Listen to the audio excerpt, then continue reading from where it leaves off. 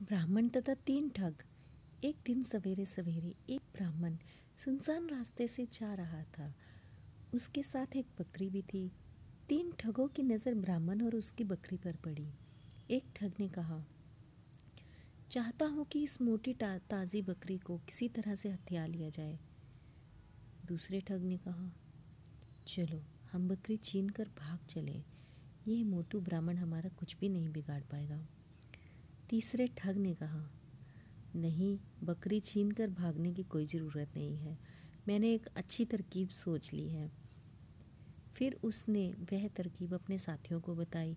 दोनों ठगों ने अपने साथी की योजना सुनी तो वह खुशी से उछल पड़े।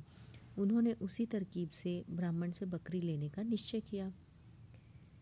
योजना के अनुसार एक ठग ने ब्राह्मण से जाकर कहा, पंडित जी प्रणाम, आपका ये कुत्ता तो बहुत अच्छा है, क्या ये शिकारी कुत्ता है?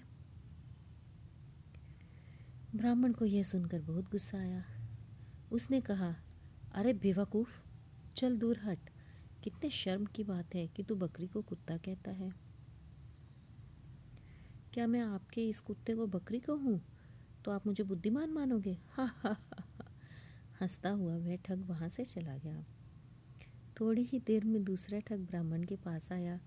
उसने ब्राह्मण से कहा, प्रणाम पंडित जी, ताज्जुब है, आपके पास सवारी के लिए इतनी मजबूत टट्टू है, फिर भी आप इसके साथ साथ पैदल चले जा रहे हैं। ब्राह्मण ने कहा, हे भगवान, अरे क्या तुम्हें ये बकरी टट्टू दिखाई दे रही है? ठग ने कहा, मैं तो समझ रहा था कि आप जैसा विद्वान ब्राह्मण होंगे, पर आप तो सनखी लगते हैं, आपको तो टट्टू और बकरी में फ़र्क ही दिखाई नहीं देता। ये कहते हुए वह ठग भी वहाँ से चला गया। कुछ समय के बाद तीसरा ठग ब्राह्मण के पास आया। उसने कहा, पुरोहित जी प्रणाम, अरे आप इस गधे को कहाँ लिए जा रहे हैं? यह सुनकर ब्राह्मण चकरा गया और उसने कहा, ये गधा क्या है? ये गधा है। बिल्कुल, गधा ही तो है ये,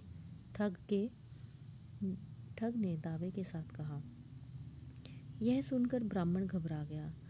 उसे लगा कि उसकी बकरी वास्तव में ही कोई पिशाचिनी है, वह समय समय पर अपना रूप बदल रही है, इसलिए ब्राह्मण बकरी को वहीं छोड़कर भाग खड़ा हुआ। यह देखकर तीनों ठग बहुत खुश हुए। वह खुशी खुशी बकरी को लेकर चलते बने। शिक्षा, लोगों की बातें सुनकर अपनी धारणा को मत बदलो।